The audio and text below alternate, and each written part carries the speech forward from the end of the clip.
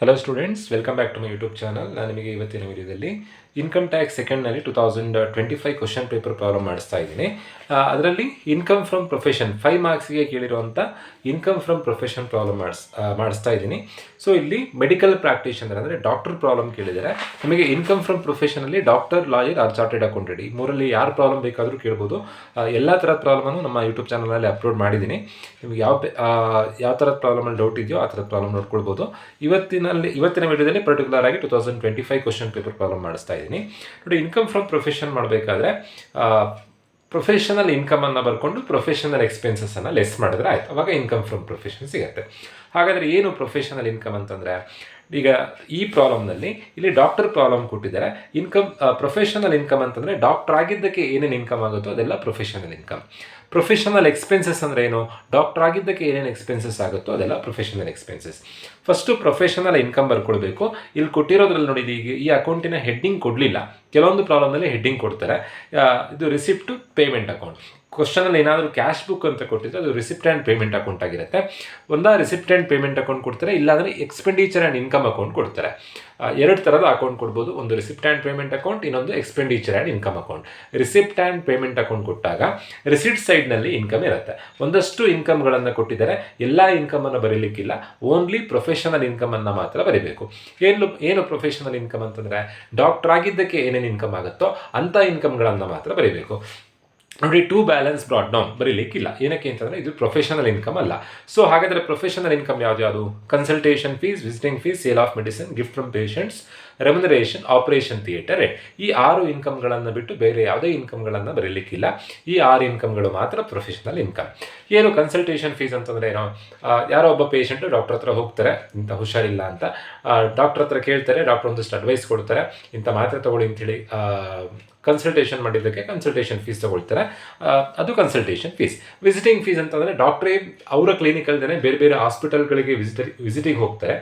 ಆಗ ಆ ಹಾಸ್ಪಿಟಲ್ ಅವರು ಕೊಡುವಂಥ ಅಮೌಂಟು ವಿಸಿಟಿಂಗ್ ಫೀಸ್. ಅದಲ್ಲದೆ ಪೇಷಂಟ್ ಮನೆಗೆ ಏನಾದರೂ ವಿಸಿಟಿಗೆ ಹೋದರೆ, ಪೇಷಂಟ್ ಏನಾದರೂ ಡಾಕ್ಟರ್ನ ಮನೆಗೆ ಕರ್ಸ್ಕೊಳ್ತಾ ಇದ್ದರೆ ಆಗ ಪೇಷಂಟಿಂದ ತಗೊಳ್ಳೋಂಥ ಫೀಸ್ ಕೂಡ ವಿಸಿಟಿಂಗ್ ಫೀಸ್ ಆಗುತ್ತೆ.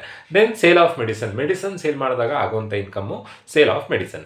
ದೆನ್ ಪೇಷಂಟ್ ಏನಾದರೂ ಖುಷಿಯಾಗಿ ಗಿಫ್ಟ್ ಕೊಡ್ತಾ ಇದ್ರೆ ಅದು ಡಾಕ್ಟ್ರಿಗೆ ಆಗುವಂಥ income. Remuneration from articles published in professional journal. Doctor ಆಗಿ ಏನಾದರೂ ಆರ್ಟಿಕಲ್ ಬರೆದ್ರೆ, ಪ್ರೊಫೆಷನಲ್ ಜರ್ನಲಲ್ಲಿ ಏನಾದರೂ ಆರ್ಟಿಕಲ್ ಬರೆದ್ರೆ ಆ ಆರ್ಟಿಕಲನ್ನು ಡಾಕ್ಟ್ರು ಮಾತ್ರ ಬರೀಲಿಕ್ಕೆ ಸಾಧ್ಯ, ಬೇರೆ ಯಾರ್ಯಾರೂ ಬರೀಲಿಕ್ಕೆ ಆಗೋದಿಲ್ಲ. ಸೊ ಡಾಕ್ಟ್ರಿಗೆ ಆಗುವಂಥ ಇನ್ಕಮ್ಗಳನ್ನು ಮಾತ್ರ ನೀವು ಈ ಪ್ರಾಬ್ಲಮ್ ಮಾಡ್ತಾ ಬರೀಬೇಕು. ಅದಕ್ಕೆ ನಾವು ಪ್ರೊಫೆಷನಲ್ ಇನ್ಕಮ್ ಅಂತ ಅಂತೀವಿ. ಪ್ರೊಫೆಷನಲ್ ಇನ್ಕಮ್ ಅಂತಂದರೆ ಆ ಪ್ರೊಫೆಷನ್ ಚೂಸ್ ಮಾಡಿದ್ದಕ್ಕೆ ಆಗುವಂಥ ಇನ್ಕಮ್. ಪರ್ಸ್ನಲ್ ಇನ್ಕಮ್ಗಳನ್ನು ಬರೀಲಿಕ್ಕಿಲ್ಲ. Operation theatre, rent. ಒಟ್ಟು 6 ಇನ್ಕಮ್ಗಳನ್ನು ಬಿಟ್ಟು ಬೇರೆ ಯಾವುದೇ ಇನ್ಕಮ್ ಬರೀಲಿಕ್ಕಿಲ್ಲ. ಈ ಪ್ರಾಬ್ಲಮ್ನಲ್ಲಿ ಇರುವಂಥದ್ದು ಬ್ಯಾಲೆನ್ಸ್ ಬ್ರಾಡ್ ಡೌನ್ ಬರೀಲಿಕ್ಕಿಲ್ಲ. ದೆನ್ ಕನ್ಸಲ್ಟೇಷನ್ ಫೀಸ್ ಬರೀಬೇಕು, ಏನಕ್ಕೆ ಅಂತಂದರೆ ಪ್ರೊಫೆಷನಲ್ ಇನ್ಕಮ್. ವಿಸಿಟಿಂಗ್ ಫೀಸ್ ಬರೀಬೇಕು, ಏನಕ್ಕೆ ಅಂತಂದರೆ professional income. Life insurance maturity ಅಂತಂದರೆ ಪ್ರತಿ ವರ್ಷ ದುಡ್ಡು ಕೊಡ್ತಾ ಇದ್ರು, ಆ ಪಾಲಿಸಿ ಮೆಚೂರ್ ಆಗಿದೆ, ಒಂದು 15 ವರ್ಷನ 20 ವರ್ಷನ ಅಮೌಂಟ್ ಕೊಟ್ಟಿದ್ದಾರೆ, ಅಮೌಂಟನ್ನು ಕಟ್ಟಿದ್ದಾರೆ LICಗೆ, ಪಾಲಿಸಿ ಮೆಚೂರ್ ಆಗಿದೆ. ಮೆಚೂರ್ ಆದಾಗ ಇಷ್ಟು ಅಮೌಂಟ್ ಸಿಕ್ಕಿದೆ. 1,40,40,000 ರೂಪಾಯಿ ದುಡ್ಡು ಸಿಕ್ಕಿದೆ ಡಾಕ್ಟ್ರಿಗೆ. ಇದು ಇನ್ಕಮ್ ಹೌದು, ಬಟ್ ಪ್ರೊಫೆಷನಲ್ ಇನ್ಕಮ್ ಅಲ್ಲ. ನಾವು ಬರೀಬೇಕಾಗಿರೋದು ಪ್ರೊಫೆಷನಲ್ ಇನ್ಕಮ್ ಮಾತ್ರ. ಸೊ ಲೈಫ್ ಇನ್ಶೂರೆನ್ಸ್ ಮೆಚುರಿಟಿ ಬರೀಲಿಕ್ಕಿಲ್ಲ. ಇನ್ಕಮ್ಗಳಲ್ಲಿ 2 ಎಂಟ್ರಿ. ಯಾವುದು ಅಂತಂದರೆ ಕನ್ಸಲ್ಟೇಷನ್ ಫೀಸ್ ಮತ್ತು ವಿಸಿಟಿಂಗ್ ಫೀಸ್ ಮಾತ್ರ. ದೆನ್ ಎಕ್ಸ್ಪೆನ್ಸಸ್ ಬರೀಬೇಕಾದ್ರೆ ಕ್ಲಿನಿಕ್ ಒಳಗಡೆ ಏನೇನು ಖರ್ಚಾಗುತ್ತೆ, ಡಾಕ್ಟರ್ ಆಗಿದ್ದಕ್ಕೆ ಏನೇನು ಖರ್ಚಾಗುತ್ತೆ, ಆ ಎಲ್ಲ ಖರ್ಚನ್ನು ಬರೀಬೇಕು. ಇದೆಲ್ಲ ನಾನು ನಿಮಗೆ ಫಾರ್ಮೇಟನ್ನು ಫಸ್ಟ್ ವಿಡಿಯೋದಲ್ಲಿ ಎಕ್ಸ್ಪ್ಲೈನ್ ಮಾಡಿದ್ದೀನಿ. ಸೊ ಆ ವಿಡಿಯೋ ನೋಡ್ಕೊಂಡು ನೆಕ್ಸ್ಟ್ ಈ ವಿಡಿಯೋ ನೋಡಿ, ಅವಾಗ ಈಸಿಯಾಗಿ ನಿಮಗೆ ಅರ್ಥ ಆಗುತ್ತೆ. ಕ್ಲಿನಿಕ್ ಒಳಗಡೆ ಆಗುವಂಥ ಖರ್ಚನ್ನು ಮಾತ್ರ ಬರೀಬೇಕು. ಕ್ವಶನಲ್ಲಿ ಏನಾದರೂ ಅಸೆಟ್ ಏನಾದರೂ ಕೊಟ್ಟಿದ್ರೆ ಡಿಪ್ರಿಸಿಯೇಷನ್ ಮಾಡಿ ಬರೀಬೇಕು. ನೆನ್ಪಿಟ್ಕೊಳ್ಳಿ, ಎಕ್ಸ್ಪೆನ್ಸಸ್ ಬರೀಬೇಕಾದ್ರೆ 3ಕ್ಕೆ ಡಿಪ್ರಿಸಿಯೇಷನ್ ಮಾಡಿ ಬರೀಬೇಕು. CBSE ಕಾರಿಗೆ, ಬುಕ್ಕಿಗೆ, ಸರ್ಜಿಕಲ್ ಎಕ್ವಿಪ್ಮೆಂಟಿಗೆ. ನೆನ್ಪಿಟ್ಕೊಳ್ಳಿ, 3ಕ್ಕೆ ಡಿಪ್ರಿಸಿಯೇಷನ್. ಯಾವ್ದು ಅಂತಂದರೆ CBSE ಕಾರಿಗೆ, ಬುಕ್ಕಿಗೆ, ಸರ್ಜಿಕಲ್ ಎಕ್ವಿಪ್ಮೆಂಟಿಗೆ ಡಿಪ್ರಿಸಿಯೇಷನ್ ಮಾಡಿ ಬರೀಬೇಕು. ಈಗ ಯಾವ್ದು ಕೊಟ್ಟಿದ್ದಾರೆ? First one entry clinic rent of dispensary ಅಂತ ಬೇಕಾದರೂ ಕೊಡ್ಬೋದು, ಕ್ಲಿನಿಕ್ ರೆಂಟ್ ಅಂತ ಬೇಕಾದರೂ ಕೊಡ್ಬೋದು. ಇದು ಡಾಕ್ಟ್ರಿಗೆ ಆಗುವಂಥ ಎಕ್ಸ್ಪೆನ್ಸಸ್. ಸ್ಟಾಫ್ ಸ್ಯಾಲ್ರಿ, ಇದು ಡಾಕ್ಟ್ರಿಗೆ ಆಗುವಂಥ ಎಕ್ಸ್ಪೆನ್ಸಸ್. ಸರ್ಜಿಕಲ್ ಇಕ್ವಿಪ್ಮೆಂಟ್ ನಾನು ಈಗಷ್ಟೇ ಹೇಳಿದ್ದೆ, 3ಕ್ಕೆ ಡಿಪ್ರಿಸಿಯೇಷನ್. ಕಾರಿಗೆ, ಬುಕ್ಕಿಗೆ, ಸರ್ಜಿಕಲ್ ಎಕ್ವಿಪ್ಮೆಂಟಿಗೆ ಡಿಪ್ರಿಸಿಯೇಷನ್ ಮಾಡಬೇಕು. ಮೋಟಾರ್ ಕಾರ್ ಡಿಪ್ರಿಸಿಯೇಷನ್ ಮಾಡಬೇಕು. ಕಾರ್ ಎಕ್ಸ್ಪೆನ್ಸಸ್ ಬರೀಬೇಕು. ಹೌಸ್ ಹೋಲ್ಡ್ ಎಕ್ಸ್ಪೆನ್ಸಸ್, ಮನೆ ಖರ್ಚನ್ನು ಬರೀಲಿಕ್ಕಿಲ್ಲ. ಏನಕ್ಕೆ ಅಂತಂದರೆ ಇದು ಪರ್ಸನಲ್ ಎಕ್ಸ್ಪೆನ್ಸಸ್. ಒಂದಷ್ಟು ಅಡ್ಜಸ್ಟ್ಮೆಂಟ್ ಕೊಟ್ಟಿದ್ದಾರೆ, ಅಡ್ಜಸ್ಟ್ಮೆಂಟ್ ನೋಡಿಕೊಂಡು ಪ್ರಾಬ್ಲಮ್ ಮಾಡಬೇಕು. ನಾನು ಈಗಷ್ಟೇ ಹೇಳಿದಾಗೆ ಫಸ್ಟು ಪ್ರೊಫೆಷನಲ್ ಇನ್ಕಮನ್ನು ಬರ್ಕೊಳ್ಬೇಕು. ಪ್ರೊಫೆಷನಲ್ ಇನ್ಕಮ್ನಲ್ಲಿ 2 ಎಂಟ್ರಿ. ಯಾವುದು? ಕನ್ಸಲ್ಟೇಷನ್ ಫೀಸ್ ಮತ್ತು ವಿಸಿಟಿಂಗ್ ಫೀಸ್ ಮಾತ್ರ. ಫಸ್ಟ್ ನಾನು ಇಲ್ಲಿ ಹೆಡ್ಡಿಂಗ್ ಹಾಕೊಂಡಿದ್ದೀನಿ, computation of income from profession, particulars ಒಂದು ಅಮೌಂಟ್ ಕಾಲಮ್. ಪ್ರೊಫೆಷನಲ್ ಇನ್ಕಮನ್ನು ಫಸ್ಟ್ ಬರೀಬೇಕು.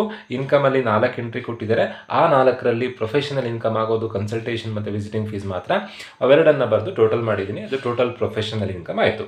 ಅಲ್ಲಿಗೆ ಇನ್ಕಮ್ ಮುಗೀತು. ನೆಕ್ಸ್ಟು ಪ್ರೊಫೆಷನಲ್ ಎಕ್ಸ್ಪೆನ್ಸಸ್ಸನ್ನು ಲೆಸ್ ಮಾಡಿದರೆ ಆಯಿತು. ಏನು ಪ್ರೊಫೆಷನಲ್ ಎಕ್ಸ್ಪೆನ್ಸಸ್ ಅಂತಂದರೆ, ಕ್ಲಿನಿಕಲ್ಲಿ ಏನೇನು ಎಕ್ಸ್ಪೆನ್ಸಸ್ ಆಗುತ್ತೋ, ಕ್ಲಿನಿಕ್ಕಿಗೆ ಬಂದು ಹೋಗಲಿಕ್ಕೆ ಏನೇನು ಎಕ್ಸ್ಪೆನ್ಸಸ್ ಆಗುತ್ತೋ, ಡಾಕ್ಟ್ರ್ ಆಗಿದ್ದಕ್ಕೆ ಏನೇನು ಎಕ್ಸ್ಪೆನ್ಸಸ್ ಆಗುತ್ತೋ ಆ ಎಲ್ಲ ಎಕ್ಸ್ಪೆನ್ಸಸ್ಸನ್ನು ಬರೀಬೇಕು. ನಾನು ಈಗಷ್ಟೇ ಎಕ್ಸ್ಪ್ಲೇನ್ ಮಾಡಿರೋ ಹಾಗೆ ಪೇಮೆಂಟ್ ಸೈಡ್ನಲ್ಲಿ ನೋಡಿ, ಕ್ವಶನಲ್ಲಿ ಕೊಟ್ಟಿರೋದು ರಿಸಿಪ್ಟ್ ಆ್ಯಂಡ್ ಪೇಮೆಂಟ್ ಸೈಡ್ನಲ್ಲಿ ಯಾವ್ಯಾವ ಎಕ್ಸ್ಪೆನ್ಸಸ್ ಕೊಟ್ಟಿದ್ದಾರೋ ಎಲ್ಲದನ್ನು ಬರೀಬೇಕು. 3ಕ್ಕೆ ಡಿಪ್ರಿಸಿಯೇಷನ್, ಯಾವುದಕ್ಕೆ ಸರ್ಜಿಕಲ್ ಎಕ್ವಿಪ್ಮೆಂಟಿಗೆ, ಕಾರಿಗೆ ಡಿಪ್ರಿಸಿಯೇಷನ್ ಮಾಡಿ ಬರೀಬೇಕು. ಬುಕ್ ಕೊಟ್ಟಿದ್ರೆ ಬುಕ್ಕಿಗೂ ಡಿಪ್ರಿಸಿಯೇಷನ್ ಮಾಡಿ ಬರೀಬೇಕು. ಈಗ ಫಸ್ಟ್ ಕೊಟ್ಟಿರೋವಂಥದ್ದು ಕ್ಲಿನಿಕ್ ರೆಂಟನ್ನು ನಾನು ಬರ್ಕೊಳ್ತಾ ಇದ್ದೀನಿ. ಸ್ಟಾಫ್ ಸ್ಯಾಲ್ರಿಯನ್ನು ಬರ್ಕೊಳ್ತಾ ಇದ್ದೀನಿ. ಸಪೋಸ್ ಕ್ಲಿನಿಕ್ ರೆಂಟ್ ಕೆಳಗಡೆ ಹೌಸ್ ರೆಂಟ್ ಅಂತ ಕೊಟ್ಟರೆ ಅದು ಪರ್ಸ್ನಲ್ ಎಕ್ಸ್ಪೆನ್ಸಸ್ ಆಗುತ್ತೆ, ಬರೀಲಿಕ್ಕಿಲ್ಲ. ಸ್ಟಾಫ್ ಸ್ಯಾಲ್ರಿ ಕೊಡೋದ್ರ ಜೊತೆಗೆ salary paid to domestic servant, salary paid to cook ಅಂತ ಕೊಟ್ಟರೆ ಬರೀಲಿಕ್ಕಿಲ್ಲ, ಏನಕ್ಕೆಂದರೆ ಅದು ಪರ್ಸ್ನಲ್ ಎಕ್ಸ್ಪೆನ್ಸಸ್ ಆಗುತ್ತೆ. ನಾವಿಲ್ಲಿ ಪ್ರೊಫೆಷನಲ್ ಎಕ್ಸ್ಪೆನ್ಸಸ್ಸನ್ನು ಮಾತ್ರ ಬರೀಬೇಕು. ಸರ್ಜಿಕಲ್ ಎಕ್ವಿಪ್ಮೆಂಟ್ ಕೊಟ್ಟಿದ್ದಾರೆ, ನಾವಿಲ್ಲಿ ಡಿಪ್ರಿಸಿಯೇಷನ್ ಆನ್ ಸರ್ಜಿಕಲ್ ಎಕ್ವಿಪ್ಮೆಂಟ್ ಅಂತ ಬರ್ಕೊಳ್ಬೇಕು. Depreciation on surgical equipment. ಕ್ವಶನಲ್ಲಿ ಕೊಟ್ಟಿರೋವಂಥ ಅಮೌಂಟ್, ಎಷ್ಟು ಅಮೌಂಟ್ ಕೊಟ್ಟಿದ್ದಾರೆ? ಸರ್ಜಿಕಲ್ ಎಕ್ವಿಪ್ಮೆಂಟ್ ಅಂತ ಕೊಟ್ಟಿರೋಂಥ ಅಮೌಂಟು 1 lakh ಇದೆ. ಅದಕ್ಕೆ ರೇಟ್ ಆಫ್ ಡಿಪ್ರಿಸಿಯೇಷನ್ ಕ್ವಶನಲ್ಲಿ ಕೊಡದೇ ಇದ್ದರೆ ನೀವೇ 15% ಅಪ್ಲೈ ಮಾಡಬೇಕು, ನೆನ್ಪಿಟ್ಕೊಳ್ಬೇಕು. ಈಗ ಅವರೇ ಕೊಟ್ಟಿದ್ದಾರೆ, rate of depreciation on surgical equipment is 15%. ಅಸೆಟಿಗೆ ಡಿಪ್ರಿಸಿಯೇಷನ್ ಮಾಡಿ ಬರೀಬೇಕು. 1 lakhನ ಸರ್ಜಿಕಲ್ ಎಕ್ವಿಪ್ಮೆಂಟ್ ಪರ್ಚೇಸ್ ಮಾಡಿದ್ದಾರೆ. ಆ ವರ್ಷದಲ್ಲಿ ಅದ್ರ ವ್ಯಾಲ್ಯೂ 15% ಕಮ್ಮಿ ಆಗುತ್ತೆ. ಹಾಗಾದರೆ ಇವರಿಗೆ ಎಷ್ಟು ಲಾಸ್ ಆಗುತ್ತೆ? 15,000 ಲಾಸ್ ಆಗುತ್ತೆ. ನೀವು 15,000 ಲೆಸ್ ಮಾಡಿ ಬರೆಯೋದಲ್ಲ, ಎಷ್ಟು ಲಾಸ್ ಆಯಿತು, ಎಷ್ಟು ವ್ಯಾಲ್ಯೂ ಎಷ್ಟು ಕಮ್ಮಿ ಆಯಿತು? 15%. 15% ಅಂತಂದರೆ 15,000 ಲಾಸ್ ಆಯಿತು. ಅದೇ ಥರ ಮೋಟಾರ್ ಕಾರ್ ಕೂಡ ಮಾಡಬೇಕು. ಸೇಮ್ ಅದೇ ಥರನೇ ಕಾರ್ ಅಮೌಂಟ್ 2 lakh ಇದೆ. ರೇಟ್ ಆಫ್ ಡಿಪ್ರಿಸಿಯೇಷನ್ 15% ಕೊಟ್ಟಿದ್ದಾರೆ. 2/3 ಏನಕ್ಕೆ ಬಂತು ಅಂತಂದರೆ ಅಡ್ಜಸ್ಟ್ಮೆಂಟ್ ಕೊಟ್ಟಿದ್ದಾರೆ. ಕಾರ್ನಲ್ಲಿ 1/3 ಪರ್ಸ್ನಲ್ ಯೂಸ್. ಕಾರನ್ನು ಅವನು ಪರ್ಸ್ನಲಿಗೂ ಯೂಸ್ ಮಾಡ್ತಾ ಇದ್ದಾನೆ, ಪ್ರೊಫೆಷನಲ್ಗೂ ಯೂಸ್ ಮಾಡ್ತಾ ಇದ್ದಾನೆ. 1/3 ಪರ್ಸ್ನಲ್ ಯೂಸ್ ಅಂತ ಕೊಟ್ಟಿದ್ದಾರೆ. ಸೊ ರಿಮೈನಿಂಗ್ ಪೋರ್ಷನ್ 3ರಲ್ಲಿ 1 ಕಳೆದ್ರೆ ಉಳಿಯೋದೆಷ್ಟು? 3 - 1 2 2/3 ಪ್ರೊಫೆಷನಲ್ ಯೂಸ್ ಆಗುತ್ತೆ. ಒಂದು ವೇಳೆ 1/3 ಪ್ರೊಫೆಷನಲ್ ಯೂಸ್ ಅಂತಲೇ ಕೊಟ್ಟಿದ್ರೆ ಡೈರೆಕ್ಟಾಗಿ 1/3 ಮಾಡ್ಬೋದಿತ್ತು. 1/4 ಕೊಟ್ಟರೆ ಹೇಗೆ ಮಾಡಬೇಕು? ಆವಾಗ ರಿಮೈನಿಂಗ್ ಪೋರ್ಷನ್ ಎಷ್ಟು? 4ರಲ್ಲಿ 1 ಕಳೆದ್ರೆ 3/4 ಪ್ರೊಫೆಷನಲ್ ಯೂಸ್. ಕಳೆದ್ರೆ ಆಯಿತು 3 - 1 2/3. ಇಲ್ಲಿ 3 ಇದೆ, ಅದರ 3ನ ಹಾಗೆ ಬರ್ಕೊಂಡಿರೋದು. 2 ಹೇಗೆ ಬಂತು ಅಂತಂದರೆ 3 - 1. ಇಷ್ಟನ್ನು ಸಿಂಪ್ಲಿಫೈ ಮಾಡಿದಾಗ 2 lakh ಇಂಟು 15% ಇಂಟು 2/3 ಏನು ಆನ್ಸರ್ ಬರುತ್ತೆ ಅಂತಂದರೆ 20,000 ಬರುತ್ತೆ.